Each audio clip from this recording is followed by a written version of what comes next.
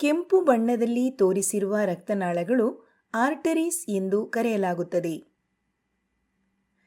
Artery ಎನ್ನುವುದು ರಕ್ತನಾಳವಾಗಿದ್ದು, ಅದು ಹೃದಯದಿಂದ ದೇಹದ ಇತರ ಭಾಗಗಳಿಗೆ ರಕ್ತವನ್ನು ಪೂರೈಸುತ್ತವೆ. ಇಂಟರ್ನಲ್ ಕಾರೋಟಿಡ್ ಆರ್ಟರಿ ಅಥವಾ ICA ಮೆದುಳಿನ ಒಳಭಾಗಕ್ಕೆ ಪೂರೈಕೆ ಮಾಡುತ್ತದೆ. ಮಿಡಲ್ ಸೆರೆಬ್ರಲ್ ಆರ್ಟರಿ ಅಥವಾ MCA ICAಯಿಂದ ಹುಟ್ಟಿರುವ ಕೊಳವೆಯಾಗಿರುತ್ತದೆ.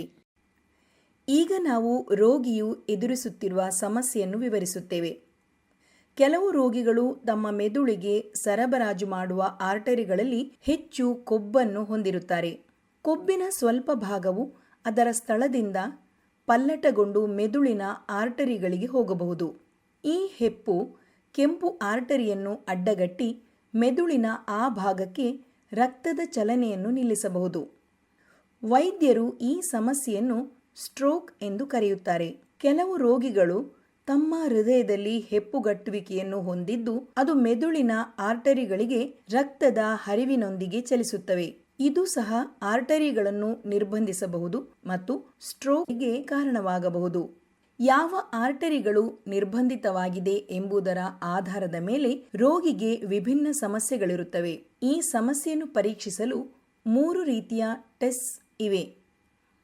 ಆರ್ಟರಿಯು ರಕ್ತ ಹೆಪ್ಪುಗಟ್ಟುವಿಕೆಯಿಂದ ಬ್ಲಾಕ್ ಆಗಿದೆಯೋ ಇಲ್ಲವೋ ಎಂದು ಗುರುತಿಸಲು ಮತ್ತು ಇದುವರೆಗೂ ಮೆದುಳಿಗೆ ಏನು ಹಾನಿಯಾಗಿದೆ ಎಂದು ಕಂಡುಹಿಡಿಯಲು CT ಸ್ಕ್ಯಾನ್ ಮಾಡಬಹುದು.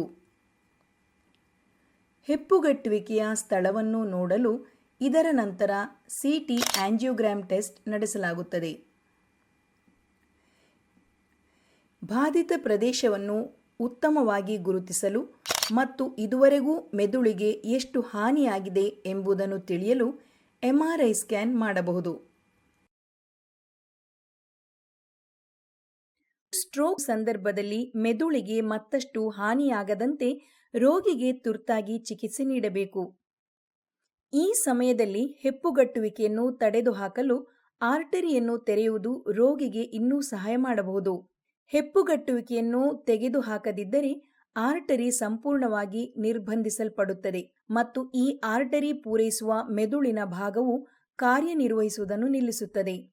ಪರಿಣಾಮವಾಗಿ ರೋಗಿಯ ಮೆದುಳಿನ ಪ್ರಮುಖ ಭಾಗಗಳಿಗೆ ತೀವ್ರ ಹಾನಿಯಾಗಬಹುದು ಮತ್ತು ಅವರ ಜೀವನಕ್ಕೆ ಅಪಾಯವಾಗಬಹುದು. ಈಗ ರೋಗಿಗೆ ಇರುವ ಚಿಕಿತ್ಸೆಯ ಆಯ್ಕೆಗಳನ್ನು ವಿವರಿಸುತ್ತೇವೆ. ನಿಮೆನ್ಸ್ನಲ್ಲಿ ಆರ್ಟರಿ ಬ್ಲಾಕ್ ಅನ್ನು ಥ್ರಾಂಬೆಕ್ಟಮಿ ಎಂಬ ಪ್ರಕ್ರಿಯೆಯ ಮೂಲಕ ತೆರವುಗೊಳಿಸಲಾಗುತ್ತದೆ ಹಾಗೂ ಹಳೆಯ ಹೆಪ್ಪುಗಟ್ಟುವಿಕೆಯನ್ನು ತೆಗೆದುಹಾಕಲಾಗುತ್ತದೆ. ಇದು ಸ್ಟ್ರೋಕ್ ಅನ್ನು ಪರಿಷ್ಕರಿಸಿ ಮೆದುಳಿಗೆ ಮತ್ತೆ ರಕ್ತದ ಹರಿವನ್ನು ಸಾಧ್ಯವಾಗಿಸುತ್ತದೆ. ಹೆಪ್ಪುಗಟ್ಟುವಿಕೆಯನ್ನು ತೆಗೆದುಹಾಕಲು ನಿರ್ಬಂಧಿಸಲ್ಪಟ್ಟ ಆರ್ಟರಿಯ ಆಂಜಿಯೋಗ್ರಾಮ್ ಟೆಸ್ಟ್ ಮಾಡಲಾಗುತ್ತದೆ. ನಂತರ ನಾವು ಕ್ಯಾಥೆಟರ್ ಟ್ಯೂಬ್ ಅನ್ನು ಹೆಪ್ಪುಗಟ್ಟಿರುವ ಸ್ಥಳಕ್ಕೆ ಕಳುಹಿಸಿ ಅದನ್ನು ಹೀರುವಿಕೆಯ ಮೂಲಕ ತೆಗೆದುಹಾಕುತ್ತೇವೆ. ಚಿಕಿತ್ಸೆಯ ಸಮಯದಲ್ಲಿ ಹೆಪ್ಪುಗಟ್ಟುವಿಕೆಯನ್ನು ಕರಗಿಸಲು ಮತ್ತು ಆರ್ಟರಿಯ ನಿರ್ಬಂಧವನ್ನು ತೆರವುಗೊಳಿಸಲು ಆರ್ಟರಿಗಳ ಒಳಗೆ ಔಷಧಿ ಕೊಡಲು ನಾವು ನಿರ್ಧರಿಸಬಹುದು. ಕೆಲವು ರೋಗಿಗಳಿಗೆ ಹೀರುವಿಕೆಯನ್ನು ಅನ್ವಯಿಸುವ ಮೂಲಕ ಹೆಪ್ಪುಗಟ್ಟುವಿಕೆಯನ್ನು ತೆಗೆದುಹಾಕಲಾಗುವುದಿಲ್ಲ. ಈ ಸಂದರ್ಭದಲ್ಲಿ ಸ್ಟೆಂಟ್ ಬಳಸಿ ಅದನ್ನು ತೆಗೆದುಹಾಕಲು ನಾವು ಪ್ರಯತ್ನಿಸಬಹುದು. ಸ್ಟೆಂಟ್ ಒಂದು ಟೊಳ್ಳಾದ ಟ್ಯೂಬ್ ಆಗಿದ್ದು, ಅದನ್ನು ರಕ್ತನಾಳವನ್ನು ತೆರೆದಿಡಲು ಅದರೊಳಗೆ ಇರಿಸಲಾಗುತ್ತದೆ. ಆರ್ಟರಿ ಮುಕ್ತವಾಗಿರುವುದನ್ನು ಖಚಿತಪಡಿಸಿಕೊಳ್ಳಲು ನಾವು ಸ್ಟೆಂಟ್ ಅನ್ನು ಅದರೊಳಗೆ ಬಿಡಬೇಕಾಗಬಹುದು. ಕಾರ್ಯವಿಧಾನದ ನಂತರ ರೋಗಿಗೆ ನರವೈಜ್ಞಾನಿಕ ಆರೈಕೆಯ ಅಗತ್ಯವಿರುತ್ತದೆ ಮತ್ತು ನರವಿಜ್ಞಾನ ICU ಅಥವಾ ವಾರ್ಡ್ಗೆ ವರ್ಗಾಯಿಸಲಾಗುತ್ತದೆ. ಈ ಚಿಕಿತ್ಸೆಯಲ್ಲಿ ಕೆಲವು ಅಪಾಯಗಳಿವೆ. ಹೆಪ್ಪುಗಟ್ಟುವಿಕೆಯನ್ನು ತೆಗೆಯುವಾಗ ಅದು ಸಣ್ಣ ಸಣ್ಣ ಚೂರುಗಳಾಗಿ ಮುರಿದು ಸಣ್ಣ ಆರ್ಟರೀಸ್ಗಳಿಗೆ ಹೋಗಿ ಅದನ್ನು ಮುಚ್ಚಬಹುದು.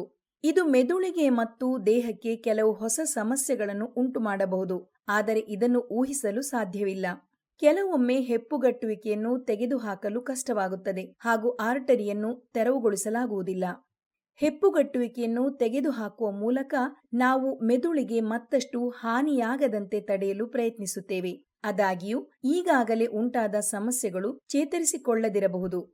ಯಾವುದೇ ತೊಂದರೆಗಳಿದ್ದರೆ ಮತ್ತು ರೋಗಿಯು ಮೆದುಳಿಗೆ ಅಥವಾ ದೇಹಕ್ಕೆ ಹೊಸ ಸಮಸ್ಯೆಗಳನ್ನು ಉಂಟುಮಾಡಿದರೆ ರೋಗಿಯ ಆಸ್ಪತ್ರೆ ಅಥವಾ ಐಸಿಯು ವಾಸ್ತವ್ಯ ಹೆಚ್ಚಾಗಬಹುದು. ಸ್ಟ್ರೋಕ್ಗೆ ಕಾರಣವಾದ ಸಂಬಂಧಿತ ಹೃದ್ರೋಗ ಅಥವಾ ಹೃದಯದ ತೊಂದರೆಗಳನ್ನು ರೋಗಿಯು ಹೊಂದಿದ್ದರೆ ಅವರಿಗೆ ಹೆಚ್ಚಿನ ಹೃದಯ ಆರೈಕೆಯು ಅಗತ್ಯವಿರುತ್ತದೆ. ನಿಮೆನ್ಸ್ ಹೃದ್ರೋಗ ವಿಭಾಗವನ್ನು ಹೊಂದಿಲ್ಲದಿರುವುದರಿಂದ ರೋಗಿಯನ್ನು ಹೃದಯ ವಿಶೇಷತೆ ಆಸ್ಪತ್ರೆಗೆ ಕಳುಹಿಸಬೇಕಾಗುತ್ತದೆ. ರೋಗಿಯ ಹೃದಯ ಸ್ಥಿತಿಯು ಚಿಕಿತ್ಸೆಯ ಅಂತಿಮ ಫಲಿತಾಂಶದ ಮೇಲೆ ಪರಿಣಾಮ ಬೀರಬಹುದು. ಈ ಪ್ರಸ್ತುತಿಯು ರೋಗಿಯ ಸ್ಥಿತಿ ಮತ್ತು ಅದಕ್ಕೆ ಚಿಕಿತ್ಸೆಯನ್ನು ಅರ್ಥಮಾಡಿಕೊಳ್ಳಲು ನಿಮಗೆ ಸಹಾಯ ಮಾಡಿದೆ ಎಂದು ನಾವು ಭಾವಿಸುತ್ತೇವೆ.